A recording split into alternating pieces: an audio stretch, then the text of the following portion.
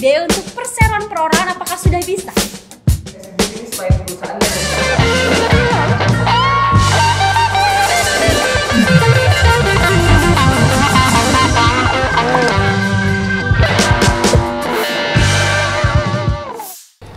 Hai Sobat Legal semua, selamat sore. Ketemu lagi dengan saya Alfi dan kali ini adalah program Legal to Talk. Jadi program Legal to Talk itu adalah kita memberikan pengetahuan kepada Sobat Legal di rumah tentang bisnis, hukum, dan legalitas. Dan kali ini dalam episode spesial kita kedatangan tamu dari AHRP Law Firm, ada Mas Fadra. Halo. Sudah bergabung bersama dengan kita. Halo Alfi. Halo. Gimana Mas kabarnya hari ini? Sehat. Sehat, alhamdulillah ya. Makanya bisa kita bertemu di sini. Sebenarnya susah banget atur jadwal sama Mas Fadra, guys. Alhamdulillah ya, hari ini kita bisa ketemu dan kita akan membahas sesuatu hal yang penting dan harus diperhatikan bagi pelaku usaha. Tapi sebelum itu kita kenalan dulu sama Mas Fadra. Oke Mas Fadra, mungkin teman-teman di rumah mau tahu lebih dalam lagi tentang Mas Fadra, jadi Mas Fadra bisa share untuk teman-teman semua. Oke, halo Sobat Legal. Halo Sobat Legal, aku Fadra. Aku senior associate di AHRP Law Firm. Yes. Ya. Nah, biasanya Mas Fadra, biasanya kalau misalnya di sini di AHRP Law Firm itu Mas Fadra menangani hal apa saja? Aku di sini senior associate di bagian corporate, all matters corporate. Jadi kita di sini ada dua practice group, ada yang litigasi, ada yang corporate. Nah, aku banyak handle bagian-bagian corporate, mulai dari yang general corporate, capital market, banking finance, project finance, gitu-gitu. Oh, jadi seperti itu ya biasanya Mas Fadra tangani ya. Jadi kalau misalnya mau tahu lebih dalam, mau lebih lanjut lagi, bisa aja langsung call Mas Fadra, oke? Nah, kali ini Mas, kita itu mau bahas hal yang penting, jadi tentang pendampingan hukum bagi pelaku usaha, gitu kan? Karena memang beberapa pelaku usaha juga ada sih yang bertanya kepada kita, gitu, legal to us, tentang sebenarnya penting nggak sih pendampingan hukum itu bagi pelaku usaha gitu loh Mas? Oke, kalau di tahapan awal sih aku bilang penting banget karena ini aku biasanya mengkategorikan dari beberapa jenis klien ya. Ada yang memang dari luar negeri dan mereka capitalnya gede, udah punya duit banyak, mau masuk Indonesia bingung cari lawyer gitu kan. Itu sangat penting karena nilai investasi besar misalnya. Tapi untuk UMKM juga nggak kalah penting karena terlepas sudah banyak informasi gitu ya di luar sana, di luar internet segala macam, tapi praktek wise kalau kalian punya teman legal gitu kan, terus kalian mungkin capital nggak sebanyak itu, kalau kalian punya teman lulusan hukum, diskusi aja sama mereka. Disitulah pentingnya peranan orang-orang yang mengerti mengenai hukum gitu. Oke, kalau pendampingan hukum itu bagi pelaku usaha itu seperti apa itu? Sebenarnya aku membagikannya dalam beberapa tahapan ya. Pada saat kita mau mendirikan usaha dan juga pada saat kita sudah menjalankan usaha tersebut. Itu dua hal yang sangat berbeda. Pada saat kalau misalnya kita mendirikan usaha pertama kali, biasanya pasti orang bertanya, gue harus ngapain sih kalau mau bikin usaha gitu kan? Apa dulu nih yang harus gue bikin gitu kan? Nah, itu berbeda ketika kita sudah running bisnis. Ketika kita sudah running bisnis, rata-rata perusahaan sudah memiliki kayak udah ada kontrak ke template-nya, udah tahu bisnis kayak gimana, lalu kontrak yang mau mereka minta tuh seperti apa. Itu dua hal yang berbeda.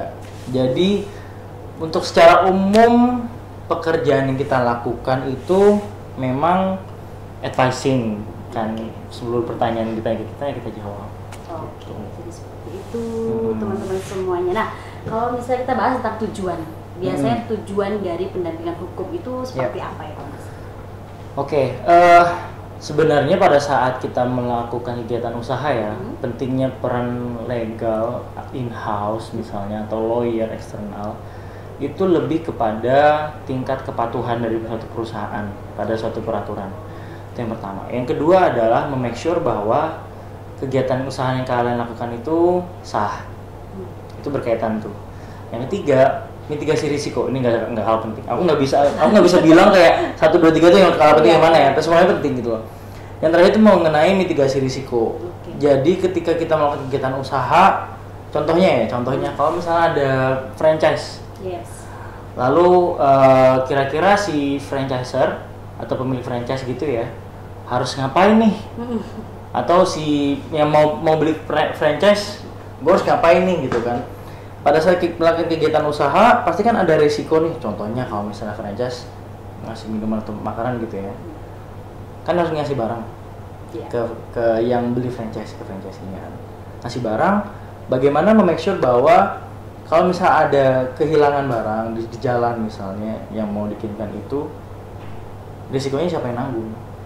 Nah, jadi kan Iya. kita harus melakukan pemetaan mitigasi risiko. Terus kalau misalnya ada karyawan yang nggak dikontrak bagaimana mestinya, itu kan isu yang berbeda lagi. Jadi tujuannya adalah make sure bisnis kalian itu aman.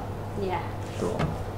Jadi emang lebih baik kita mengamankan dari awal gitu. Betul. Jadi jangan sampai pas udah jalan ada satu hal yang ada permasalahan baru kita mengatasi. Lebih gampang ini kan mengamankan daripada mengatasi. Nah, ini menarik nih. Jadi sebenarnya kebanyakan orang berpikir bahwa ntar aja deh gua hire lawyernya Iya. setelah nanti gua ada masalah. Paradigma orang-orang di negara ini kan nanti dulu kalau ada masalah kebakaran baru cari lawyer gitu kan. Itu padahal jauh-jauh lebih mahal daripada kalian hire lawyer di depan baru daripada yang kalau udah kebakaran baru cari lawyer. Karena kalau misalnya dari depan ini akan jauh lebih mudah nih. Kayak aku beberapa kali bantu klien yang setup bisnis di Indonesia. Mereka nanya, what should I do gitu kan untuk bisnis di Indonesia. I give them advices. Itu akan jauh lebih mudah untuk aku mengukur risiko yang akan mungkin terjadi di masa depan buat mereka di kemudian hari secara legalistik. Dan itu akan lebih murah buat mereka daripada kayak udah kebakaran baru cari lawyer, itu fee-nya akan jauh lebih mahal. Dan kalian akan pasti capek. Secara emosi itu kan capek banget, secara uangnya kebakaran juga kan duitnya. Jadi aku sih mikirnya ya untuk orang-orang di luar sana, sobat-sobat legal, kalau kalian punya teman lawyer yang lagi belajar juga, terus kalian mau bikin usaha, gunakanlah ilmu teman-teman kalian lawyer itu untuk bisa saling membantu gitu loh. Dari awal mendampingi kalian untuk berusaha gitu. Oke, berarti sharing ya, tidak apa-apa berdiskusi. Nah, ini juga ada yang masuk nih pertanyaan dari mahasiswa juga. Sebenarnya apa sih tugas dari pendamping hukum itu? Oke, sebenarnya sih pendamping hukum itu kayak konsultan pada umumnya ya, kayak konsultan bisnis, konsultan teknis. Jadi pertama adalah menjawab seluruh pertanyaan dari klien, itu udah pasti. Apapun itu, selama masih dalam skop expertise kita, itu yang pertama. Yang kedua adalah reminder klien. Kayak kan kadang sering ini tuh, bukan kadang, ini sering. Klien ketika melakukan kegiatan usaha, mereka jalan aja kan. Tapi mereka lupa pada saat mereka melakukan A atau B misalnya, katakanlah mereka mau hire karyawan, gue perlu bikin kontrak nggak ya? Gitu kan. Terus kayak misalnya, gue mau beli tanah nih di lahan A gitu misalnya, atau enggak gue mau beli aset apa nih? Itu kan harus ada kontrak yang dibuat dulu dong untuk make sure bahwa kalian aman. Jadi sebenarnya tugas lawyer adalah reminder, bos, nanti kalau lu mau kayak gini dulu ya, jangan lupa ini ya gitu loh. Terus kayak ada, kalau misalnya kita jadi in-house juga ada yang, karena kebetulan aku juga pernah kerja di company juga, kita kayak filing dokumen-dokumen perusahaan lah. Terus kayak gitu, ntar teknis banget lah kayak gitu. Emang beberapa juga ada yang konsultasi ke legal to us juga perihal kontrak kerja. Nah itu tuh isu kemana-mana tuh. Bisa kemana-mana tuh kalau kontrak kerja. Makanya emang penting juga itu dari pendamping hukum itu adalah untuk mengatasi hal-hal seperti itu juga gitu, daripada sudah terlanjur itu akan lebih mahal biayanya, tenaganya, pikirannya segala macam, dan itu juga bisa terselesaikan dengan baik. Betul. Kan? Nah selanjutnya ini kalau misalnya kegiatan apa saja sih sebenarnya yang memang itu penting untuk ada pendampingan hukum, Mas? Oke, karena aku dulu pernah kerja di company juga, di perusahaan juga, terus aku sekarang udah jadi practitioner advokat gitu. Sebenarnya ada peran yang berbeda nih. Ketika misalnya ada urusan legal gitu ya, kayak si Hasna gitu, tim kamu gitu kan, dia urusan legal.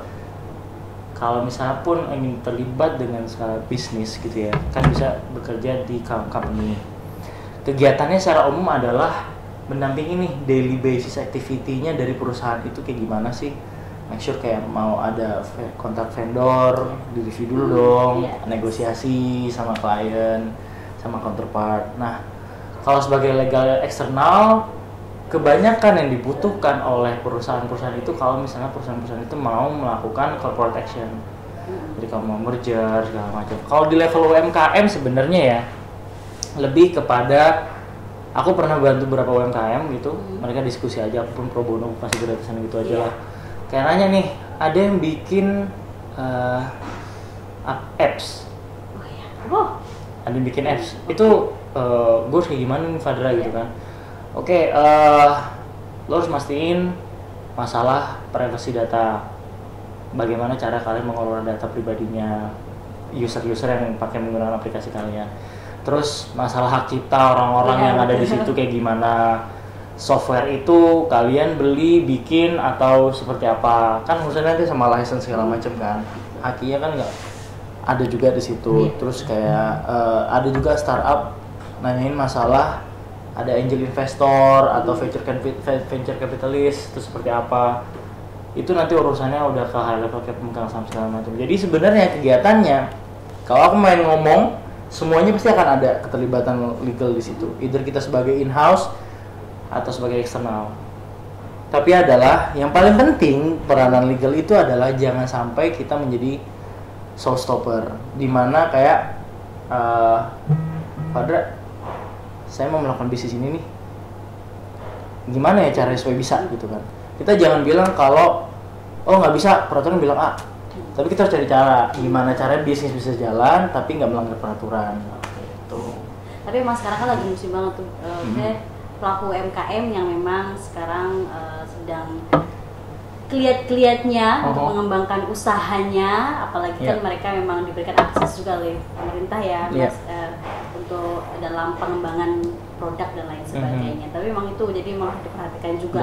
Jangan ya tadi tuh udah melanggar nanti mereknya melanggar hak cipta atau segala macam, terus juga produk-produknya juga memang harus diperhatikan. Iya, aku juga dulu pernah ikut kayak beberapa program dari UMKM gitu. Jadi ada kayak suatu komunitas gitu yang memberikan wadah lah bagi UMKM dan startup untuk dicarikan investor. Nah, di tahapan seperti itu kan sebenarnya peranan legal itu adalah memastikan ketika startup itu ketemu dengan investor, mereka udah ready nih secara bisnis, secara finance, secara teknis dan juga legal. Nah, jadi di tahapan awal aku bisa bilang sih sebenarnya sangat signifikan, terutama untuk UMKM yang basisnya kayak pengen expand, pengen berkembang, pengen punya investor tambah gitu. Itu akan sangat signifikan perannya legal di situ sih. Apalagi sekarang udah bisa kan ternyata pelaku UMKM untuk mendapatkan investor udah gampang. Betul. Kayak siapa yang nyangka kayak model kayak Tuku gitu dapat investasi gede gitu kan? Ya kayak Bensu yang dulu kayak kelasnya kan walaupun di running sama artis segala macam ya, cuman kan dari bisnis ayam berkembang gitu. Oke. Nah, biasanya ini kalau misalnya dalam satu perusahaan, biasanya mereka itu mengontrak pendamping hukum itu berapa lama ya? Semua tergantung kebutuhan dari klien. Jadi kalau misalnya aku punya klien yang memang dia nggak punya tim legal. Jadi pada akhirnya kita di hire secara full time retainer gitu secara tahunan sifatnya. Jadi jadi itu yang memang dia perusahaan itu menilai bahwa oke, karena kita nggak punya tim legal, kita nyari external lawyer full, diurus sama external lawyer. Ada juga yang perusahaan yang sudah punya internal in-house legal gitu. In-house legal di mana mereka udah punya tim legal sendiri. Nah, di situ kebiasaannya adalah perusahaan baru akan butuh external lawyer ketika mau ada corporate action yang besar. Kegiatan korporasi yang besar seperti akuisisi lah, mau jual aset lah, itu baru butuh legal. Jadi tergantung kebutuhan sebenarnya, tergantung kebutuhan dari perusahaan. Jadi nggak yang kayak setiap ini harus kontrak selama enggak kok teman-teman. Jadi santai sesuai kebutuhan kalian. Santai saja. Nah, ini pertanyaan terakhir Mas Fadra. Sebenarnya apa sih penyebab dari para pelaku usaha itu dia tidak mau ada pendampingan hukum gitu seperti itu? Oke. Mungkin aku bisa bilang dulu aku juga salah satu orang yang skeptis lah ya. Skeptis dong kayak. Dulu aku mau kuliah hukum, ngapain sih kuliah hukum? Itu urusannya sama orang-orang nggak beres mulu lah, polisi lah segala macem lah, persis segala macem gitu. Itu emang paradigma yang sudah tumbuh apalagi di daerah-daerah selain Jakarta gitu ya. Dan aku paham kenapa itu terjadi pada saat aku praktek pun orang-orang itu masih kebanyakan nggak bisa membedakan kayak lawyer yang kita tahu, yang kita lihat di pengadilan gitu kan, yang kayak kita dengar di film-film gitu, sama lawyer yang benar-benar ngurusinnya sebenarnya kliennya perusahaan misalnya. Jadi aku sih nggak bisa nyalahin itu juga. Kenapa orang banyak berpikir demikian? Karena pun memang paradigmanya demikian gitu kan. Sudah terpupuk Sudah terpupuk gitu loh. Iya. Jadi orang-orang mungkin skeptis ya. Cuman kalau aku mikirnya ya, setelah aku banyak udah sekian tahun berkecimpung di dunia ini, lalu sudah banyak berteman dengan pebisnis juga, pelaku usaha juga, dari yang levelnya yang venture capitalis yang sampai ke UMKM gitu. Sebenarnya kalau orang-orang yang sudah terekspos udah pernah punya masalah, udah tahu tuh masalah tuh bener-bener menyebalkan gitu kan, memakan waktu gitu kan, baru mereka sadar betapa pentingnya legal dari awal gitu loh. Jadi kalau aku bisa bilang ya buat teman-teman sobat legal, jangan, lebih baik kalian bayar di depan untuk sewa atau hire legal consultant daripada kalian bayar di belakang dengan jauh lebih mahal, karena kalian sudah ada masalah. Jadi ada dulu satu CEO yang pernah ngomong sama aku gitu kan, dia ngobrol sama temennya juga, temennya ini ngobrol ke CEO yang temanku ini, dia kenalkan aku kalau aku external lawyer mereka gitu kan. Terus temennya dia bilang, oh so he's your lawyer, yeah he's my lawyer bla bla bla gitu. Terus dia bilang, yeah you rather spend your money on your lawyer right now rather you spend more money later on for another lawyer. Jadi intinya adalah mending kamu bayar sekarang dulu. Jadi itu nggak akan jauh seberapa cost yang akan kamu keluarkan ketika nanti kamu sudah punya masalah. Gitu. Oh, oke. Jadi seperti itu sobat legal sebenarnya. Tapi kan memang kita nggak bisa menyalahkan tadi, nggak bisa menyalahkan sobat legal semua yang mungkin gini ya. Mungkin gini ya kalau aku bisa bilang juga ya. Orang kan kalau mau buka usaha di awal ngapain sih? Gue kan cuma pengen cari duit. Iya, profit. Profit yang penting kan. Bodoh amat gimana yang penting profit gitu kan. Aku bisa bilang praktek wise, memang kalau di awal yang penting emang cari profit. Makanya aku bisa bilang lawyer itu nggak murah, itu satu. Entah yang kelas manapun pasti akan butuh biaya. Tapi yang penting adalah at least kalian kalau mendirikan usaha, sobat legal, kalau kalian mendirikan usaha, paling tidak kalian punya wawasan mendasar dulu deh. Ngapain sih caranya kalau misalnya gue mau buka bisnis, gue harus tanya siapa sih? Dan itu semua informasi udah gampang banget diaksesnya di zaman sekarang. Nanti kalau kalian merasa pada akhirnya kayak butuh review kontrak atau butuh ketemu investor baru, itu baru deh kalian kayak manggil teman-teman kamu yang legal, mintain tolong, ini tolong dicekin dong menurut kamu gimana dari pandangan legal. Karena nggak bisa dipungkirin kayak aku orang legal ngomong sama orang finance sama orang teknik, itu kan semua overview-nya beda kan, pandangannya beda, background-nya beda, sesuai dengan kebutuhannya masing-masing. Jadi orang beranggapan legal tuh nggak penting di awal untuk buat bisnis, most of the time seperti itu. Tapi percayalah, nanti ketika kalian udah punya masalah baru kalian tahu betapa pentingnya orang-orang legal untuk membantu kalian di awal. At least teman buat ngobrol dulu lah. Oke. Emang kalau misalnya kita mau mendirikan bisnis atau membuat usaha, itu memang dipikirkan matang-matang dari awal. Dia usahanya seperti apa, terus dia membutuhkan apa saja, terus bagaimana resikonya kalau misalnya ada permasalahan, atau ketika kita mendirikan itu kan belum tentu itu mungkin ya kita maunya profit, tapi kita nggak tahu ke depannya kan. Itu benar atau enggak gitu kan. Jadi sebenarnya kalau misalnya pendampingan hukum bagi pelaku usaha itu adalah penting sekali sobat legal. Bukan untuk yaitu tadi bukan untuk membakar uang atau lain sebagainya, tapi untuk mengamankan. Jadi kita mengamankan dari awal untuk mencegah permasalahan yang akan terjadi di kemudian, yang memang itu akan lebih menguras tenaga, lebih menguras tadi money, dan itu lebih besar ya.